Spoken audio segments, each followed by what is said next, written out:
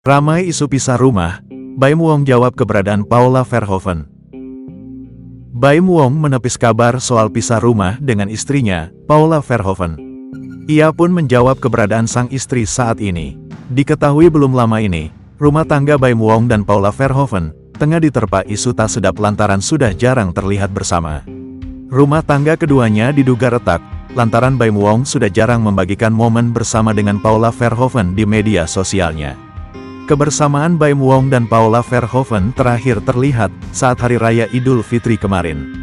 Isu tersebut semakin menguat lantaran Paula tak terlihat di acara hari ulang tahun ayah Baim Wong. Publik pun menduga jika Baim dan Paula sudah tak lagi tinggal satu atap. Namun, ayah dua anak ini pun langsung membantah isu tersebut. "Ada Paula di rumah. Tanyain aja kenapa enggak ikut," kata Baim. Baim menegaskan jika Paula hadir di perayaan hari ulang tahun sang ayah. Hanya saja, kata Baim, Paula tak ikut berfoto karena dia yang mengambil gambar tersebut. "Itu dia yang foto," tegasnya. Baru-baru ini, Paula justru terlihat tengah sibuk dengan kegiatannya.